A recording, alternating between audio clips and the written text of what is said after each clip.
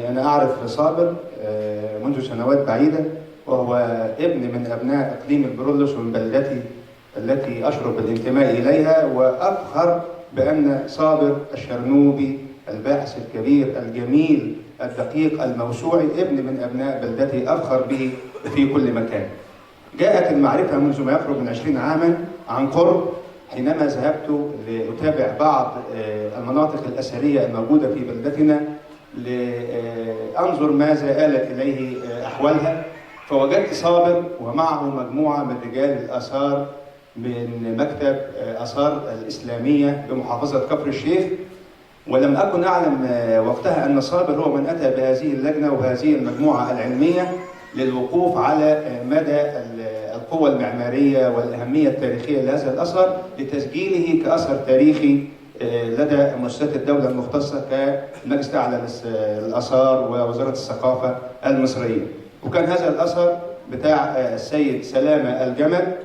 والسيدة مريم أم الجميع وخادمها عنبر ابن بوهر. وصابر بذل مجهود كبير جدا في هذا الأمر، ثم انه تصدى لبعض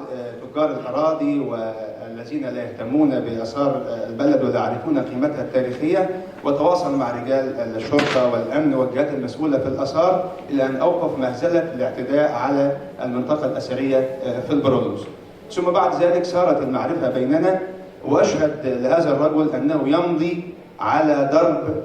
استاذنا الكبير الراحل الدكتور عبد الوهاب المسيري، الذي يعني افنى من عمره ربع قرن من الزمان في اخراج موسوعته اليهود واليهوديه والصهيونيه، وعلى درب خير الدين الزركري الذي استمر 60 عاما في اصدار كتابه الاعلام، والذي قال عنه الشيخ الادباء العربيه في العصر الحديث فضيله الشيخ علي الطنطاوي رحمه الله، حينما قال: هذا الكتاب عن كتاب الاعلام للزركري يفاخر به هذا القرون التي قبله، وهو امتداد لمن كانوا في القديم من أمثال الإمام الطبري صاحب التاريخ وصاحب التفسير، والذي استمر في إنتاجه ما يربو على 40 عاما، وعلى امتداد أيضا مما قام به أستاذنا الجليل الراحل فضيلة الدكتور عبد العظيم الديب، الذي أخرج لنا تاج العروس للإمام الزبيدي مع فريق علمي من 35 عالما وباحثا لمدة 37 عاما متصلة حتى أخرج سكان المكان اللي منه حتى أخرجه لنا.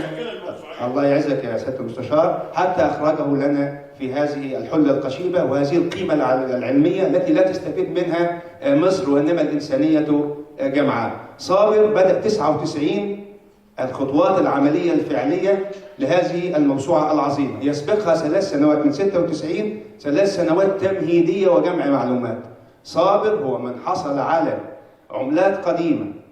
وأوراق ومخطوطات قديمة لا تقدر بثمن، وقام بتطوع منه شخصيا وسلمها إلى مكتب التولية في وزارة الأوقاف المصرية. لم يتاجر بتاريخ البلد ولم يكن مثل الفاسدين ولا المجرمين. صابر رجل شفاف ومتجرد، يعني لو قعدنا نتكلم صابر يحتاج إلى